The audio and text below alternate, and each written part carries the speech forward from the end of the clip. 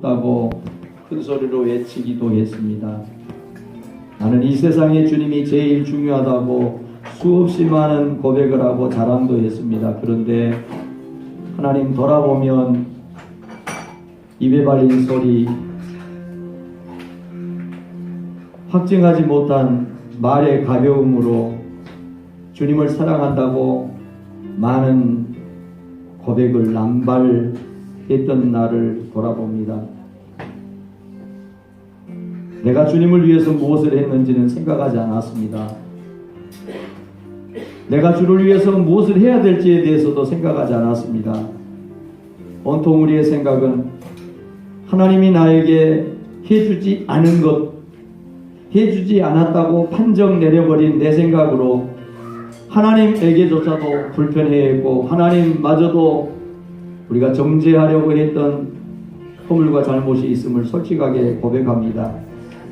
다른 사람들에게는 내 믿음이 괜찮은 믿음인 것처럼, 내가 그래도 잘 믿는 신앙의 사람인 것처럼 연출을 하려고 했었던 의도가 있었고, 그런 행동이 있었고, 그런 언행이 있었고, 그런 시도가 있었다는 것을 솔직하게 고백하지 않을 수가 없습니다.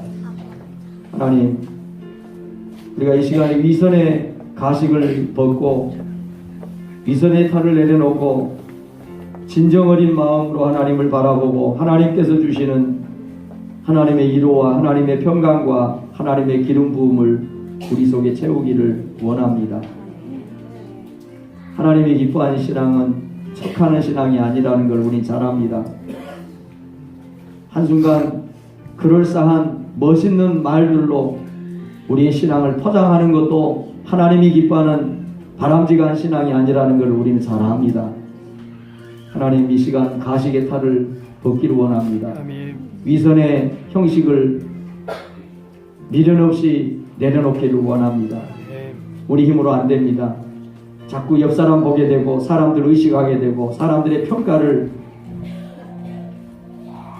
생각하는 우리의 의식과 가치관 간섭하셔서 성령으로 오셔서 우리를 어루만지시고 우리를 주의 사람으로 주의 종으로 세워주시옵소서. 영이신 주님께서 오셔서 우리를 만나주시고 우리 예배에 기름 부어주시기를 간절히 소망하면서 예수님의 이름으로 기원합니다. 아멘. 고린도전서 7장 1절부터 16절까지 같이 소리내서 성경 가지신 분들 성경을 읽고, 눈으로 보는 건 안 됩니다. 눈으로 보는 건 안 됩니다. 소리 듣고 있어요. 그리고 말씀을 들을 때도 수긍이 되면 아멘 하시고, 찬양을 할 때도 같이 찬양하시고, 소리내서 같이 읽습니다. 너희가 쓴 문제에 대하여 말하면 남자가 여자를 가까이 아니함이 좋으나 음행을 피하기 위하여 남자마다 자기 아내를 두고 여자마다 자기 남편을 두라. 남편은 그 아내에 대한 의무를 다하고 아내도 그 남편에게 그렇게 할지라. 아내는 자기 몸을 주장하지 못하고 오직 그 남편이 하며 남편도 그와 같이 자기 몸을 주장하지 못하고 오직 그 아내가 하나니 서로 운방하지 말라. 다만 기도할 틈을 얻기 위하여 합의상 얼마 동안 하되 다시 합하라. 이는 너희가 절제 못함으로 말미암아 사탄이 너희를 시험하지 못하게 하려 함이라. 그러나 내가 이 말을 함은 허락이요 명령은 아니니라. 나는 모든 사람이 나와 같기를 원하노라. 그러나 각각 하나님께 받은 자기의 은사가 있으니 이 사람은 이러하고 저 사람은 저러하니라. 내가 결혼하지 아니한 자들과 과부들에게 이르노니 나와 같이 그냥 지내는 것이 좋으니라. 만일 절제할 수 없거든 결혼하라. 정욕이 불같이 타는 것보다 결혼하는 것이 나으니라.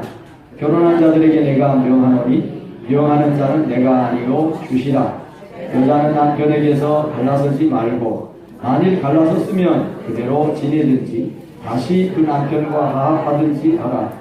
남편도 아내를 버리지 말라.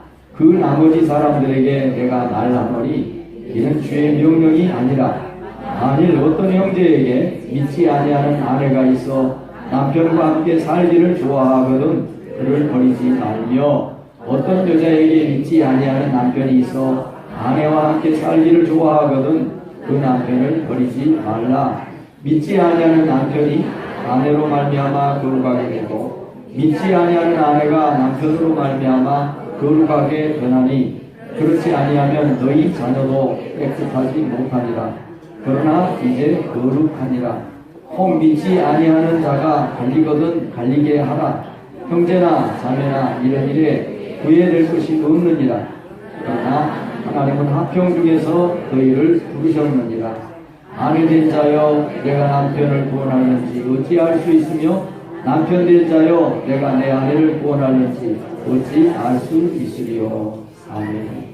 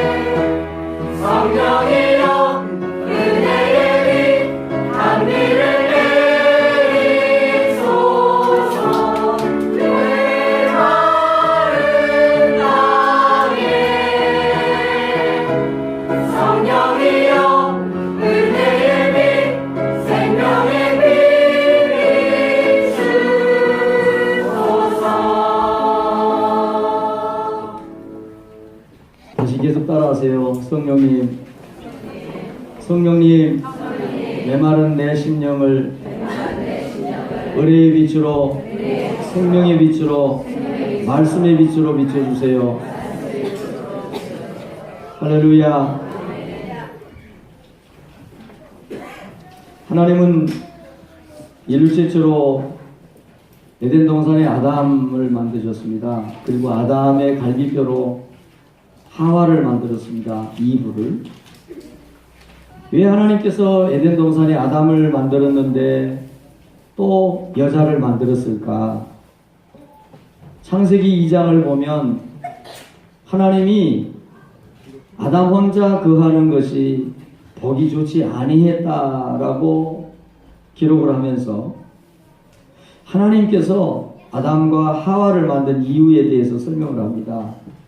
여호와 하나님이 이르시되 사람이 혼자 사는 것이 좋지 아니하니 내가 그를 위하여 돕는 배필을 지으리라 하시고 잠들게 한 아담의 갈비뼈로 여자를 만들었습니다. 그 여자 이름이 이브, 하와죠. 그리고 하나님께서 아담과 하와가 에덴 동산에서 함께 거닐고 함께 사는 것을 보시고는 너무 보기에 심히 좋았다 이렇게 얘기합니다. 무슨 얘기냐면 결혼은 하나님께서 허용한 것이고 하나님이 만든 것이고 하나님께서 그 결혼을 너무너무 기뻐했다는 겁니다. 한 남자와 한 여자가 결혼하는 것, 이건 하나님이 허락한 최고의 선물입니다. 하나님이 보기에 너무너무 좋았던 것이 바로 결혼입니다. 왜 하나님이 결혼을 기뻐하셨느냐 하면 하나님은 하나님이 만든 이 창조 만물을, 창조 질서를 아담과 하와, 하나님이 만든 남자와 여자가 이 우주 만물과 창조 질서를 유지하고 이끌어 나가기를 원하셨습니다. 그래서 하나님의 형상대로 남자와 여자를 만들었고 가정을 만들었고 그 가정을 통해서 자녀들이 번성하고 땅에 충만하고 생육하게 되고 그리고 이 자연 만물을 잘 다스려 나가기를 하나님은 원하셨습니다. 그래서 여러분 단순하게 결혼이 한 남자와 여자의 로맨스만을 위해서 만들어진 게 아닙니다. 하나님의 창조 질서를 가정을 통해서 자녀를 양육하고 그 자녀들이 번성해지면서 하늘과 땅에 있는 모든 만물들과 동물들과 식물들과 모든 것들을 우리 가정, 결혼이라고 하는 하나님의 사람들을 통해서 유지하고 이끌어 나가기를 원하셔서 만든 제도가 바로 결혼입니다. 그러니까 결론적으로 얘기하면 결혼은 하나님이 허용한 것이고 하나님이 만드신 분이고 하나님이 기뻐하는 제도가 바로 결혼이 되는 겁니다. 그런데 오늘 우리가 읽은 고린도서서 7장 말씀을 보면 바울 사도는 이 결혼에 대해서 다소 좀 의아해하는, 우리가 의아하게 이해할 수 있는 그런 얘기를 합니다. 전 시간에도 얘기했지만 이 고린도 교회는 지금 상당한 혼란을 겪고 있습니다. 바울 사도가 세운 교회, 그리고 바울이 떠나는 이후에 그 당시 그리스 히랍의 철학의 영향을 받은 모든 면에서 그리스 철학의 영향을 받은 사람들이 성적으로도 굉장히 문란했습니다. 고린도 시대 당시에 도무지 구제불능, 성적으로 음탕하고 문란하고 구제불능인 그런 사람들이 속으로 뭐라고 말을 했느냐 하면, 야, 저 사람은 고린도 사람 같다. 저 사람은 고린도 사람 같다. 그러면 고린도 사람은 성적으로 음탕하고 음란하고 하나님께서 기뻐하지 않은 고만 갖가지 범죄를 다 저지르는 사람들을 고린도 사람 같다. 성적으로 아주 문란하고 타락하고 소돔과 고모라와 같은 그런 도시, 그런 사람들이 고린도 사람들이었습니다. 그래서 심지어 바울 사도가 고린도전서 5장에서 분명히 얘기합니다. 너희 중에 심지어 음행이 있다함을 들으니 그런 음행은 이방인 중에서도 없는 것이라. 누가 그 아버지의 아내를 취하였다 하는도다. 고린도 교회 안에 있는 일, 자기 아버지의 아내, 어머니를 성적으로 문란하게 하는, 이 도무지 입에 담을 수 없는, 세상 사람들도 꿈에 꿀 수 없는 그런 일들이 고린도 교회 성도들에게 일어나고 있었다는 거예요. 그래서 에베소에서 목회하고 있는 바울에게 고린도 교회 사람들이 편지를 써서 보낸 겁니다. 이 성적인 이 문제는 어떻게 하면 좋겠습니까? 그래서 바울 사도가 거기에 대해서 답을 하고 있는 것입니다. 여러분, 결혼이라는 건 이런 거예요. 여러분, 성의 남자 여자의 성은 이런 거예요.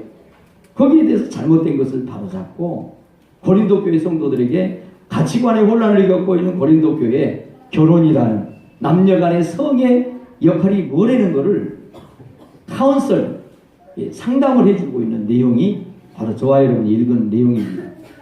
당시 고린도 교회는 성적인 문제에 대해서 양극단의 가치관을 가진 사람들이 대립되고 교회 안에서도 그것이 부딪히고 싸우고 있었습니다.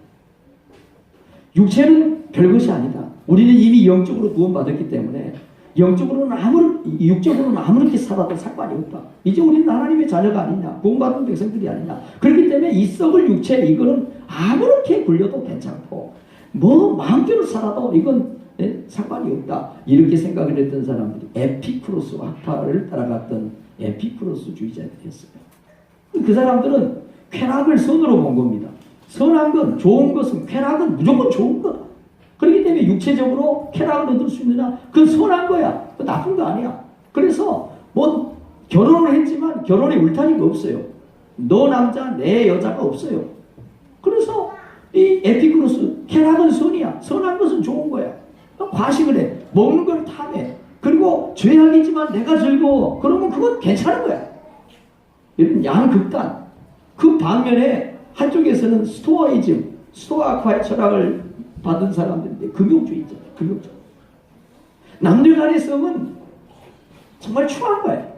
죄야. 그래서 심지어 하나님이 허용을 한 결혼, 아내와 남편 간에 이루어지는 성적인 관계도 이건 추한 것으로 죄라고 부정적인 그런 것을 가지고 금욕주의의 영향을 받아서 양극단의 교회가 부딪히고 있었어요. 성은 나쁜 거야. 그건 아내와 남편 사이에도 지저분한 거야. 추한 거야. 죄야. 그런 한쪽과 아니야. 육체적으로 즐거운 것은 그건 선이야. 쾌락은 최고의 하나님의 주신 거야. 그러면서 뭐 상관없다고 하는 교회 안에서 이런 일들이 일어나서 세상 사람들도 상상할 수 없는 아버지, 어머니까지 이렇게 다니면서 나쁜 이런 일들이 일어나고 있었다. 여러분, 오늘 이 말씀을 우리가 나누면서 오늘 이 시대에 우리가 들어야 되고 오늘 이 시대에 우리가 다시 정립해야 될 결혼의 문제, 가정의 문제, 성의 문제는 어떤 것인지에 대해서 여러분 은혜 받고 도전 받고 결단하는 시간 되기를 주의 이름으로 축원합니다. 이 말씀이 우리에게 주는 첫 번째 교훈입니다. 같이 읽습니다. 결혼은 육신의 음행을 예방하고 하나님의 사역을 효율적으로 할 수 있는 제도입니다. 여러분 1절부터 3절까지 바울이 이렇게 말합니다. 너희가 쓴 문제에 대해 이것은 바울이 그냥 써서 보낸 게 아니에요.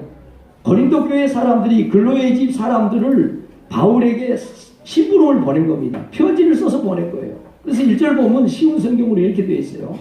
이제 여러분이 내게 보낸 편지에 사람이 결혼하지 않는 편이 더 낫다고 자기들끼리 결론을 내린 겁니다. 고린도 교회 사람들이 볼 때는 교회 안에 있는 사람들이 볼 때 그런 결론이 난 거예요. 결혼을 해도 결혼한 사람이 남편이 있고 아내가 있는데 내 남편, 내 아내가 소용이 없어. 무용지물이요. 가정의 울타리라는 게 더 이상 의미가 없어. 그래서 결혼을 하든 안 하든 뭐 짐승들처럼 동물들처럼 가정의 이 제도가 허물어지고 있어요. 그래서 고린도 교회 사람들이 바울에게 자기들끼리 결론을 내린 겁니다. 차라리 그러면 결혼 안 하고 혼자 지내는 것이 더 낫겠습니다. 왜? 결혼해서 괜히 결혼의 울타리를 가지고 그런 나쁜 짓을 하느니 차라리 결혼하지 말고 동물적으로 본능적으로 그러는 게 낫지 않겠느냐. 이렇게 결론을 내려가지고 그럼 그게 더 낫겠네요. 어떻게 생각하세요? 바울 목사님 이렇게 질문을 한 거예요. 거기에 대해서 내가 얘기를 하겠다. 너희들이 알다시피 음행의 문제가 너무 심각해. 고린도 교회는 다른 지역하고 비교할 수가 없다니까요. 지역적인 특색, 지역의 그 악한 영, 음란의 영이 완전히 고린도를 덮어버렸어요. 그래서 고린도 사람들은 다 알아요. 다 알아요.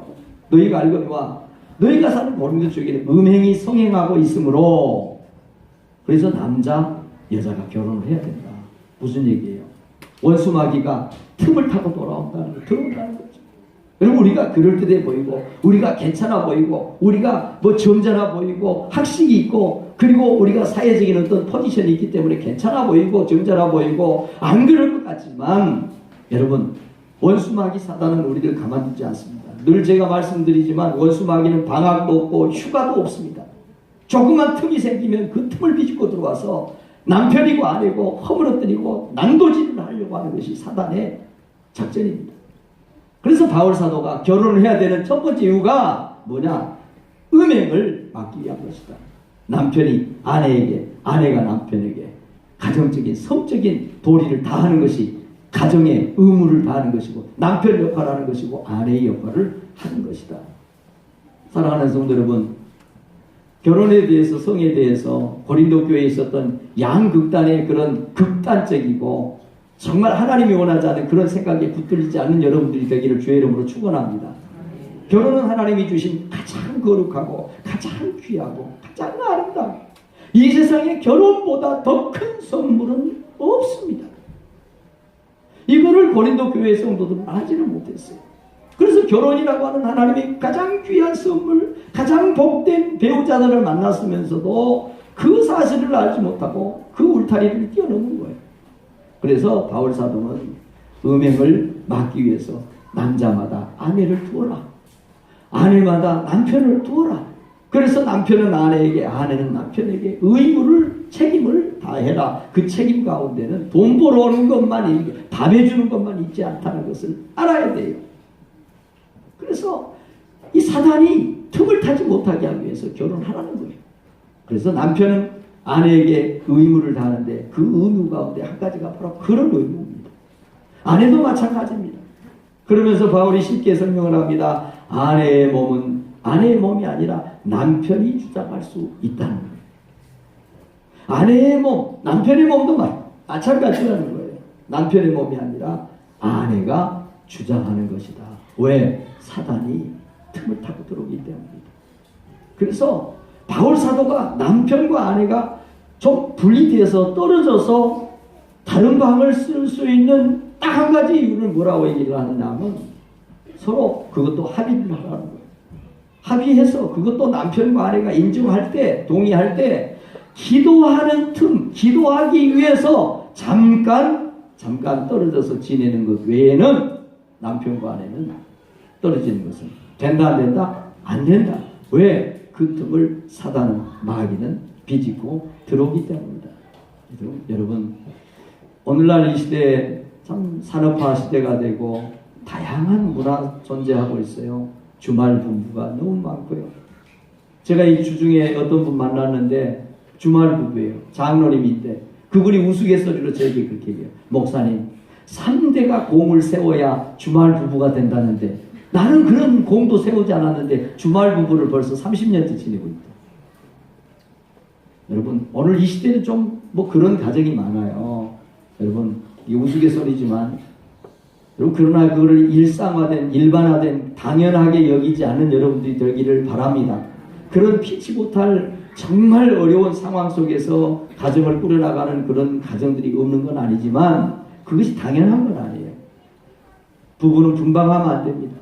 남편과 아내는 서로 기도하는 일 외에는, 주의 일을 하는 것 외에는 분방하고 나눠 사는 것이 안 된다는 거예요. 왜요? 사단의 틈을 막기 위한 것이 되는 거예요.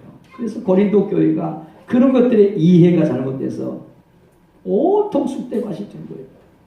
여러분, 하나님께서 가정을, 결혼을, 음행을 막는 도구로뿐만 성적인 역할을 위해서만 만든 게 아니라는 걸 또 알 필요가 있어요. 하나님께서 왜 가정을 만들었느냐? 왜 결혼 제도를 만들었느냐? 서두에 말씀했지만 결혼을 통해서 우리 자녀들이 번성하게 됩니다. 자녀들이 자라나서 또 대가 이어지면서 우주 만물을 다스리면서 하나님의 창조 질서가 유지되고 지탱이 되는 거예요. 이 결혼은 너무너무 신성하고 거룩하고 귀한 거예요. 오늘 이 시대에 결혼을 터부시하고 능력이 있다고, 형편된다고, 지위가 된다고 결혼하지 않으려고 하는 우리 젊은이들, 이건 하나님이 준 생각이 아니고 하나님의 가치관도 아니고 성경적인 생각도 아니라는 것을 믿으시기를 바랍니다. 사단의 짐입니다. 사단이 결혼을 막는 거예요. 사단이 결혼이 별거 아니라는 그런 이런 잘못된 생각을 우리들에게 집어 던지는 겁니다. 속지 않기를 주의 이름으로 축원합니다. 하나님은 가정의 제도를 통해서, 결혼 제도를 통해서 하나님의 나라가 확장되기를 원합니다. 여러분, 남편 혼자 주의 일 하는 것보다요, 남편과 아내가 합력해서 의 앞에서 한 사람보다 두 사람이 나아요. 두 사람이 한 사람보다 훨씬 나은 것은, 한 사람이 넘어지면 또 한 사람이 일으킬 수 있다는 거예요. 한 사람이 부정적이 되면 한 사람이 기도할 수 있다는 거예요. 한 사람이 삐딱선을 타면 한 사람은 바른 방향을 향해서 나갈 수 있다는 거예요. 여러분, 그래서 부부가 좋은 친구이기도 하고 좋은 동역자이기도 하고 부부가 좋은 연인이기도 하고 부부가 좋은 선생님이기도 해요. 그런데 가끔 때로는 부부가 철천지 왼수가 되는 경우도 있는 거예요. 여러분, 하나님께서 가정을 주신 이유는 하나입니다. 부부가 합력하고 자녀들이 믿음으로 바로 서서 하나님의 일을 효율적으로 잘 할 수 있도록. 여러분 주변에 뭐 그런 분들 안 보세요? 목회하는 목사님들 가운데 교회를 시작을 하는 분들이 있어요. 저희도 마찬가지였어요. 우리 큰애 성인은 피아노 치고 주원이는 드럼하고 저는 예배 인도하고 사모님은 뒤에서 안내하고. 여러분, 아내 혼자 하는 것보다 남편 혼자 하는 것보다 남편과 아내가 손을 잡고 주의를 하고 훨씬 효율적이에요. 우리 아이들도 마찬가지예요. 함께. 여러분, 가정예배 들어보십니까? 부부간에 가정예배 드리는 거 정말 밋밋하고 별로 재미없어요. 근데 어린아이가 한 명 끼어봐요. 또 손주가 와서 한 명 예배를 같이 드려봐요. 얼마나 예배의 임재가 기름 부음이 강하게 나타나는지 몰라요. 한 사람보다 두 사람이 훨씬 나아요. 여러분, 우리가 교회에서 일꾼을 세우고 임명을 할 때 우리가 여러 차례 강조하고 자주 우리가 듣고 말하는 기도가 이런 거예요. 하나님, 이 일은 사람의 힘으로 할 수 없는 일입니다. 하나님이 도와주셔야 할 수 있는 일들입니다. 셀리더든지 교회학교 선생님이든지 안수집사든지 권사든지 장로든지 목사든지 마찬가지입니다. 오늘 초대교회 일꾼을 세울 때 썼던, 그리고 인용이 됐던 말씀입니다. 너희 중에 감독이 되려고 하는 사람은, 감독은 어떤 사람이 되어야 되느냐? 한 아내의 남편이 되어야 된다. 가정이 있어야 된다. 왜? 혼자 하는 것보다 가정을 가지고 하는 게 훨씬 효율적이기 때문이라는 거예요. 가정을 잘못 다스립니다. 그리고 가정을, 자녀들을 믿음으로 양육하지 못한 그런 분들 장로 될 수 없었어요. 초대교회에 없었어요. 우리나라도 이혼한 사람들 장로 안 세웠어요. 우리나라도 자녀들이 예수 안 믿고 교회 안 나온 사람 장로 자격에서 박탈됐어요. 우리나라도 남편이 아내가 교회 안 나온 사람들 항전직 될 수 없었어요. 요즘은 많이 자유롭게 된 거예요. 무슨 얘기예요? 이게 율법적으로 그렇다는 게 아니라 그만큼 가정이 중요하다는 것을 지금 말하고 있다는 것을 믿으시기를 바랍니다. 하나님은 가정의 제도를, 결혼의 제도를 통해서 남녀간의 타락한 음행을 막고 하나님의 일을 효율적으로 하기 위해서 결혼이라고 하는 제도를 우리에게 허락하셨음을 믿으시기를 바랍니다. 오늘 이 말씀이 우리에게 주는 두 번째 메시지입니다. 시작. 독신으로 지내면서 하나님의 사명을 감당하는 일도 거룩한 일입니다. 결혼하는 게 하나님의 뜻입니다. 그러나 오늘 바울 사도는 우리에게 그렇게 얘기를 합니다. 고린도 교회 성도들에게 편지로 상담을 그렇게 하는 거예요. 나는 모든 사람이 나와 같기를 원한다. 바울이 어떤 사람? 독신주의자입니다. 가정 없습니다. 자녀 없습니다. 평생을 독신으로 주의를 했던 바울입니다. 그 바울이 고린도 교회에 이렇게 권면을 하는 거예요. 오늘 우리 시대를 향해서, 우리를 향해서도 이렇게 권면을 하는 겁니다. 나는 모든 사람이 나와 같기를 원한다. 그러나 각각 하나님께 받은 자기의 은사가 있으니 이 사람은 이러하고 저 사람은 저러하니라. 내가 결혼하지 아니한 자들과 과부들에게 이르노니 나와 같이 그냥 지내는 것이 좋다. 결혼 안 했냐? 결혼했다가 혼자 됐냐? 그러면 내가 너에게 권하는데 이건 하나님의 명령은 아니다. 바울이 그렇게 얘기합니다. 이것은 하나님의 명령은 아니다. 내 생각이다. 바울이 결혼에 대해서, 성에 대해서 얘기할 때 이것은 내 생각이다. 이건 하나님의 생각이라는 걸 분명히 구분을 합니다. 여러분, 신앙생활할 때 내 생각과 하나님의 생각을 잘 구분할 줄 아는 여러분들 되기를 주의 이름으로 축원합니다.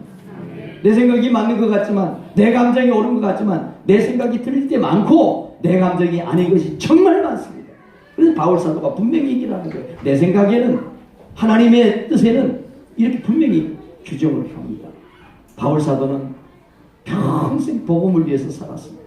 그런데 바울 사도가 평생 복음을 위해서 혼자 살았던 것은, 그러면서 다른 사람들에게 할 수 있거든 나처럼 혼자 독신으로 지내면서 주의 일을 했으면 좋겠다라고 고민할 수밖에 없었던 이유가 있는데, 오늘 26절 보면 임박한 환난을 일으켰어요. 주님이 금방 오실 거라는 확신이 있었어요.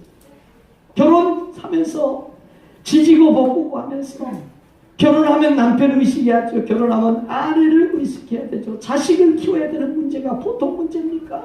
그러니까 주님이 금방 오실 테니까, 주님이 오시면 모든 것은 셋업되는 거고 끝나는 거잖아요. 그러니까 임박한 한날을 인해서 아내를 두지 않아도 괜찮다, 남편 두지 않아도. 오늘 28절 29절에는 때가 단축하여진 고로 안에 있는 자는 없는 자처럼 살고, 남편 있는 사람도 남편 없는 것처럼 이제는 살아야 된다. 주의 일만 위해서 살아야 된다, 그 말이에요. 바울 사도는 살아도 죽어도 먹어도 마셔도 오직 주의 복음을 위해서 살겠다고, 나의 달려갈 길과 주 예수께 받은 사명 곧 은혜의 복음을 증거하는 일을 마치려 하면 나의 생명도 조금도 귀한 것으로 여기지 않겠다고 결혼했던 사람하고 다시 앞에라. 굳이 그렇게 하려고 하지 말아라. 그런데 바울 사도는 모든 사람에게 다 독신으로 살면서 주의를 하자 그렇게 말하지 않습니다. 왜냐하면 이 일이 보통 힘든 일이 아니기 때문입니다. 그래서 바울 사도는 혼자 살아도 독신으로 살면서 주의 일을 해도 아무 문제 없는, 특별히 하나님께 택함을 받은 하나님의 은사를 받은 사람이 있다는 거예요. 은사라는 게 뭐냐면, 다른 사람들은 너무너무 힘들어해요. 근데 내가 하는 건 너무너무 좋아. 일반적인 사람들은 설거지통에 손 놓고 설거지하는 것을 다 안 좋아하거든요. 그런데 은사로 받은 사람들은 설거지통에 손 놓고 설거지하는 게 너무 재밌어.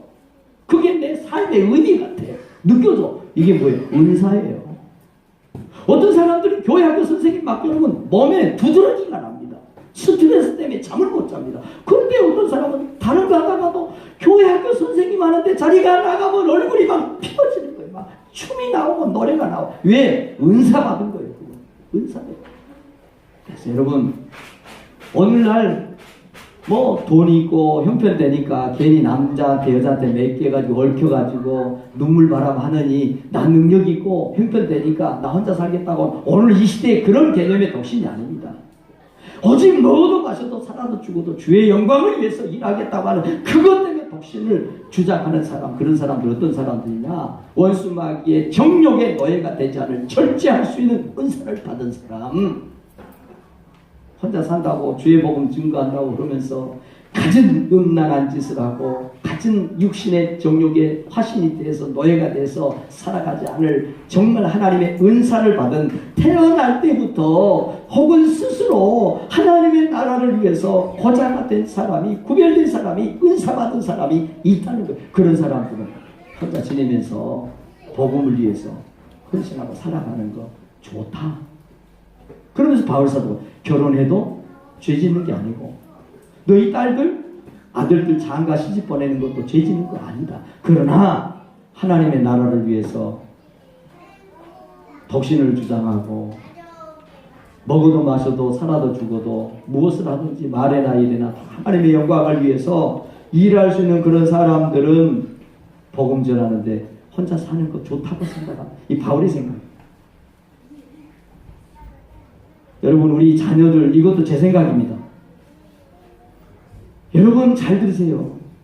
우리 자녀들, 입만 열면 자녀들을 위해서 기도합니다. 자녀들이 우리 부모들의 사마리아 땅 끝입니다. 어떻게 하면 우리 자녀들 잘 되게 할까? 어떻게 하면 우리 자녀들이 복된 삶을 살아갈까? 그러면서 복된 삶을 사는 방법을 가르쳐 주지는 못해요. 학교 가서 공부하는 것, 좋은 대학 가고 좋은 직장 가는 것, 그것이 우리 자녀들에게 행복을 가져다 주는 거예요.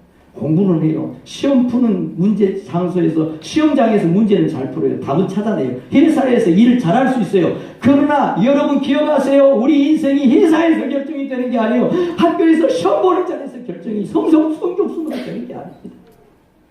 시험 문제를 풀 줄은 아는데 사람 남편의 마음을 몰라. 아내 마음 읽을 줄을 몰라. 좋은 대학은 나왔는데 좋은 회사 다니면서 돈은 모았는데 그 돈을 어떻게 쓰는 것이 복된 것인지는 몰라. 저는 우리 자녀들이 대학교 입학할 때까지는 정말 정신이 없을 거예요. 대학 졸업하고 나면 한 1년이나 2년 그 아이들 주를 위해서 좋은 트레이닝을 시키면 좋겠어요. 정말 어렵고 힘든 사람 필요한 곳에 선교사로 보냈어요. 단기 선교사로 1년. 외국에 보내는 게 좀 불안해요. 우리 그러면 성육교회 1년 볼런티어 자원봉사 시키세요. 와서 교회 청소도 시키고 와서 교회 일볼 간사 일도 좀 시키고 성경도 보고 얼마나 이 아이들의 살아가는 삶에 귀한 자양분이 되고 어마어마한 보석이 된다는 사실을 부모들이 몰라요. 정말 목사도요. 여러분도 여러분 믿음 지키기가 사실 좀 어렵죠. 목사 믿음 지키기 어렵습니다. 우리 성도들 보면서 시험 들려고 그럴 때가 참 많아요. 그래서 제가 얼마나 기도를 많이 하는지 모릅니다. 저는 우리 자녀들이 서울대, 연고대학교, 하버드대학교 그러면 뭐 진짜 그 아이가 꼭 가야 될 학교 같으면 미국 아니라 아프리카라도 보내야 된다고 생각합니다. 그러나 그런 거 아니면 얘가 신앙생활을 잘할 수 있는 환경, 엄마가 아빠가 데리고 있으면서 교회에서 신앙생활을 시키고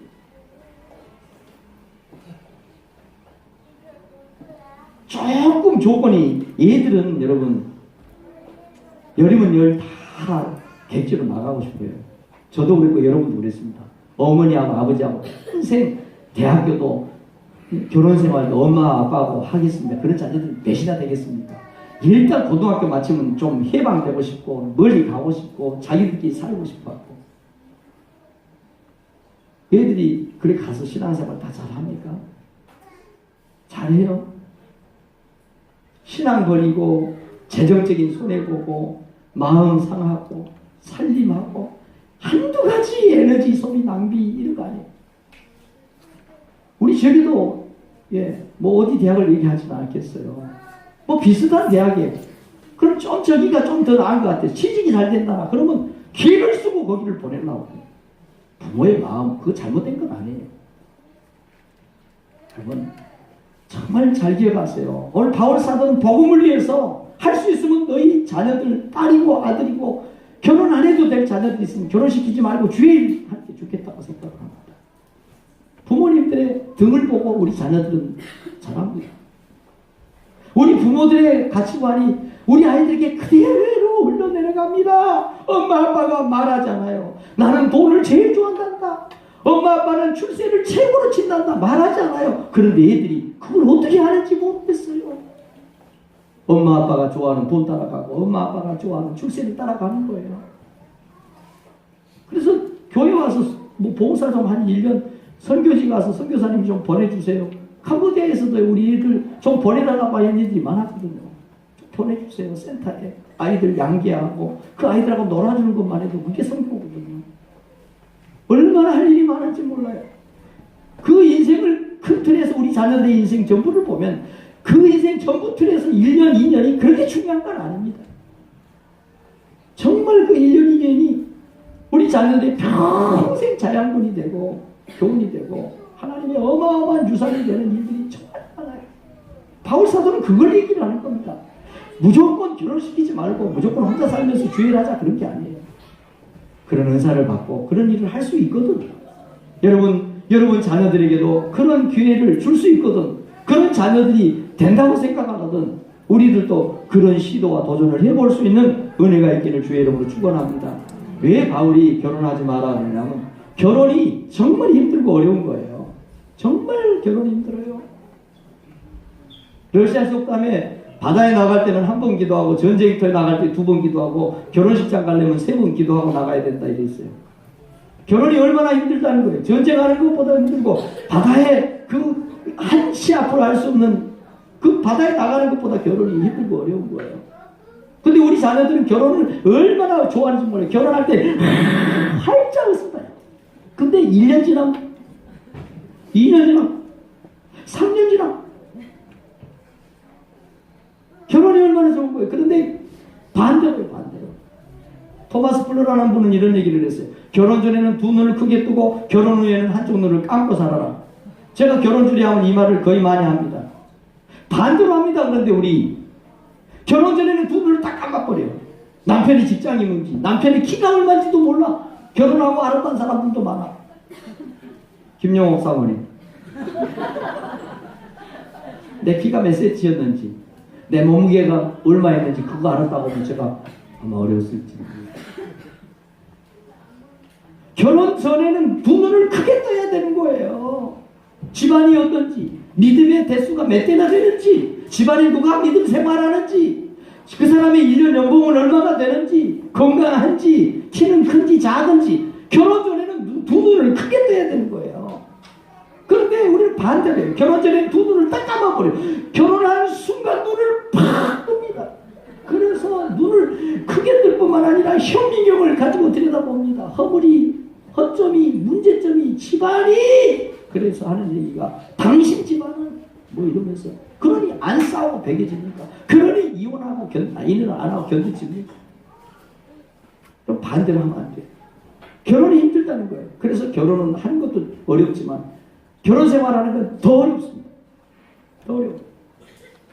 그래서 바울 사도가 결혼한 사람들은 주의 일하기가 쉽지 않다는 거예요. 그래서 바울이 장가가면 아내 생각이 없다. 시집가면 남편 생각이 하는 게 인지상정 아니냐. 그러니까 그런 은사 받은 사람, 정욕의 종이 되지 않고 정말 하나님의 일을 할 수 있는 그런 사람이 있다고 하면 혼자 지내라. 왜? 세상 일에 얽매이게 된단 말이죠. 돈 벌어야 되잖아요. 그래야 아이들 키우잖아요. 그러니까 주의 일이 뒷전이 되는 거예요. 제가 주중에 어떤 얘기를 들었어요. 참 지혜 있는 분이에요. 그 가정 좀 특이한 가정이었어요. 남편이 먼저 예수를 믿었는데 군에 꽤 영광급 장교였습니다. 술 좋아하죠. 친구 좋아하죠. 그런 사람 예수 만났어요. 달라졌어요. 술 끊었어요. 저녁에 일찍 들어와서 가정적이 됐어요. 그래서 아내에게 우리 교회 갑시다. 근데 아내는 교회를 너무 싫어하는 거예요. 아무리 사정을 해도 아내가 교회 올 생각을 하지 않아요. 그러니까 남편이 어느 날 사람이 바꿔지는 거예요. 예전에 했던 것보다 더 술을 먹어. 예전에 했던 습관보다 더 나쁜 짓을 더 많이 해요. 이제 막 집안에서 물건까지 막 파괴하면서 막 사람이 완전히 마귀가 되는 거예요. 짐승이 되는 거예요. 그러니까 아내가 생각할 때 이 사람하고는 못 살 것 같아. 이 사람은 이러다 큰일 날 것 같아. 그래서 아내가 뜨고 그러면서 여보 그러면 차라리 우리 교회로 다시 갑시다. 교회 갑시다. 여보 이러면 안 돼. 나 따라갈 테니까 교회 갑시다. 그러니까 남편이 뭘 이긴 최고 교회를 다시 나가고. 알고 보니까 그 남편의 작전이었어요. 작전. 연극을 한 거죠. 아내가 도대체 교회 얼마나 좋아요. 남자들의 세계를, 군인의 세계를 알다가 교회 오니까 너무 좋아서 그래서 아내하고 교회 가자고 하는데 아내가 그걸 싫어하는 거예요. 그러니 아무 얘기도 얘기하지 않고 예전보다 더 문란하고 예전보다 더 난폭하고 예전보다 더 이상한 사람이 돼버립니다. 그러니까 아내가 옛날에 교회 다닐 때는 그건 안 그랬거든. 교회 가자고. 그 남편이 나중에 고백을 했대요. 그건 내가 쇼한 거다. 연출한 거다. 사랑하는 성도 여러분, 결혼하면 얽히는 게 많아요. 결혼하면 묶이는 게 많아요. 그래서 오늘 28절에도 결혼한 자들은 육신의 권한이 있을 수밖에 없어요. 그래서 바울 사도가 할 수 있으면 결혼 안 하고 주의 일을 위해서 오직 복음을 위해서 살 준비가 되고 은사가 있는 사람들 그렇게 하는 게 좋겠다. 그러나 이것은 바울의 생각인 것을 분명히 전제하고 있다는 것을 믿으시기를 바랍니다. 오늘 이 말씀이 우리에게 주는 마지막 교훈입니다. 시작. 그리스도인들은 가정을 잘 보호하고 지켜야 합니다. 오늘 10절 11절 바울이 이거는 내 생각이 아니다. 여러분 정신 차리세요. 이거는 이진구 목사가 말하는 것이 아닙니다. 이건 하나님의 말씀입니다. 결혼한 자들에게 내가 명하노니 명하는 자는 내가 아니요 주시라. 하나님이다. 여자는 남편에게서 갈리지 말고 만일 갈라섰으면 그대로 지내든지 다시 그 남편과 합하든지 하라. 남편도 아내를 버리지 마라. 이 하나님의 뜻이에요. 여러분, 요즘 이 시대가 이런 말씀을 전하는 게 목회자에게 정말 결코 유익한 일도 아니고 결코 기쁜 일도 아닙니다.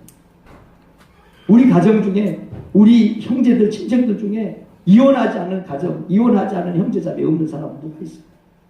요즘 시대가 그렇습니다. 정말 이혼할 수밖에 없는 이유가 10가지, 100가지, 1000가지가 됩니다.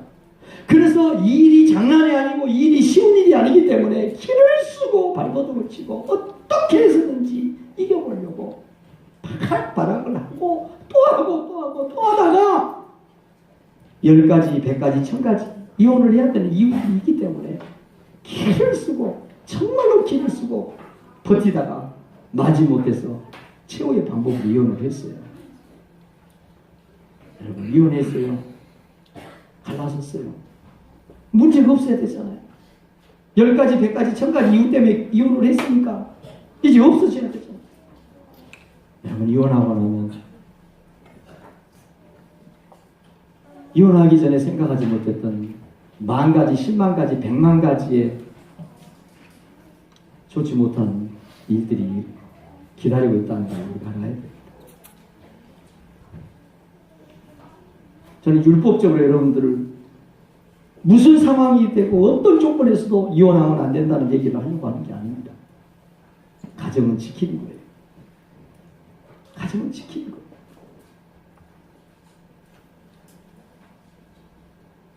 예수님께서 말씀하십니다. 우리는 우리가 선택을 해서 남편을 선택하고 아내를 선택했다고 하는데 성경은 그렇게 말하잖아요. 하나님이 짝지어준대요. 내가 선택을 했어요. 내가 눈을 뜨고 내가 사랑의 감정이 생기고 같이 살고 싶은 마음이 있어서 그게 맞는 것 같아요. 결혼했어요. 그래서 우리는 우리가 선택했다고 생각하지만 성경은 하나님이 짝지어 주셨다고 그렇게 얘기합니다. 하나님이 짝지어 주신 것은 사람이 나누지 못할 때입니다.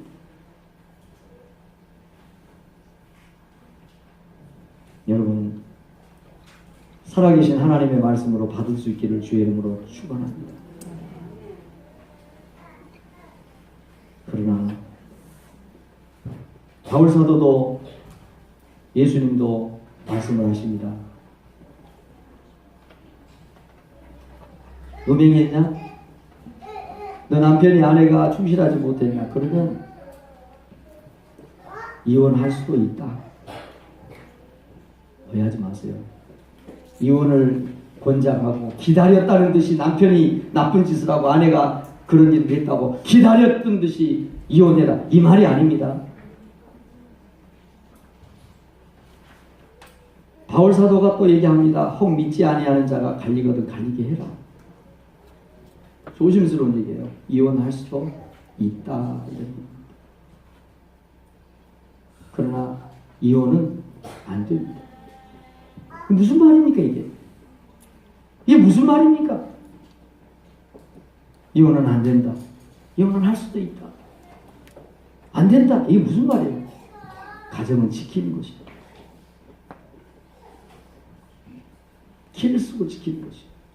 죽게 아니면 살기로 지키는 거예요. 영적인 전쟁입니다. 세상이 그렇다고, 사회가 그렇다고 따라가면 안 됩니다.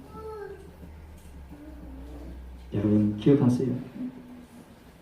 우리 주변에 이혼하신 분들이 덜어 있습니다. 그분들 믿음이 없어서 이혼했습니까? 판단하지 마십시오. 그분들이 돼보지 않고는 왜, 무엇 때문에 그분들이 헤어지게 됐는지 판단할 자격이 없습니다. 신앙생활 못해서 믿음이 없어서 이혼했다고 판단하는 건 큰 잘못입니다. 여러분, 우리 주님도 이혼의 여지를 남기십니다. 바울 사도 너희가 그 사람 때문에 죽었으면 죽었지 신앙생활하지 못하고 주님 믿을 수 없느냐? 죽기를 다짐하고 방해하고 해방하고 이혼하자고 때를 쓰면 이혼해라. 그런 것 때문에 구애될 필요가 없다. 하나님은 우리를 평안하게, 평안한 중에서 평안한 삶을 살게 하시기 위해서 불러내신 분이다. 이혼은 안 됩니다. 그러나 알코올 중독이 됐어요. 치료받는 병원에 갔다 와도 안 돼요. 갈수록 심해져요. 우리 아이들이 지옥이 돼요. 하루하루 살아가는 게 그게 하나님의 은혜가 아니면 안 돼요. 어떻게 살아요? 도박 중독에 걸렸어요. 그 한 사람 때문에 온 집안이, 온 형제가 난도질을 당해요. 어떻게 삽니까? 마약에 중독이 됐어요. 눈이 확 돌아갔어요. 흉기까지 들고 설쳐요. 어떻게 살아요? 여러분, 그러나 그럼에도 불구하고 하나님이 살아계심을 인정하고 믿고 바라고 기도하면 하나님께서 은혜 주신다고 저는 믿습니다. 주후 500년경에 유럽의 대변동이, 지각의 역사의 변동이 일어났어요. 게르만족이 이동을 하죠. 정말 포악한 아리안족들이 이동을 합니다. 그러면서 로마 시대에 중세 수도원 운동이 일어나고, 로마는 기독교 박스 로마라고 모든 세계를 로마가 다 지배하고 있었어요. 그래서 알게 모르게 기독교의 영향이, 기독교의 영성이 다 흘렀어요. 그래서 여자들은 수녀가 되고 남자들은 수사가 돼서 많이 수도원으로 들어갔습니다. 그런데 그 게르만족들이 이동을 하면서, 바이킹족들이 이동을 하면서, 바이킹 게르만족은 야만인들이 산속에 광야에 들어가 보니까 수도원이 있는데 이쁜 여자들이 모여 살거든요. 강제로 끌어다가 자기 아내들을 삽니다. 원해서 한 결혼도 아니고 자원한 것도 아니고 계획했던 것도 아니고. 그런데 그렇게 데려가서 아내를 삼았는데 평생 절제, 경건, 거룩하게 산 그 수녀들이 동물과 같은 본능적으로 살아가는 그 남편들을 바꿉니다. 바꿔요. 삶으로 바꿔요. 그 아내들이 수녀 생활하다가 평생 수도원에서 그렇게 하나님하고 살다가 애를 낳아서 키우는데 그 애들을 하나님의 사람으로 키워냅니다. 그래서 오늘날 유럽이 지금은 많이 타종교, 기독교 국가라고 하기 어려울 만큼 돼버렸습니다만, 유럽이 그래서 기독교 국가들이 된 거예요. 여러분, 다시 말씀을 정리합니다. 가정을, 우리 그리스도인들은 가정을 끝까지 지켜야 됩니다. 그래서 바울 사도가 얘기합니다.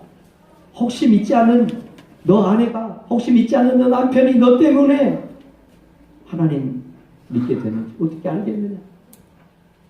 여러분, 오늘 고린도 교회에 주신 이 말씀이 저와 여러분에게 주시는 좋은 교훈이 된 줄로 저는 믿습니다. 하나님 마음에 새기고 가정을 위해서, 하나님이 주신 이 아름다운 것을, 이 가정의 축복이 얼마나 큰 것을 여러분들이 누리면서 원수 마귀에게 속아 넘어가지 않는 복이 있기를 주의 이름으로 축원합니다. 기도하겠습니다. 하나님, 오늘도 우리에게 은혜 주시고 우리에게 귀한 말씀 주셔서 감사합니다. 우리 영의 눈이 열려서 하나님의 음성을 듣게 하시고 하나님의 말씀을 깨닫는 복이 있게 하여 주시옵소서. 원수 마귀의 속임수와 원수 마귀의 도전에 넘어가지 않는 우리 모두가 되게 해 주시옵소서. 예수님의 이름으로 기도했습니다. 아멘.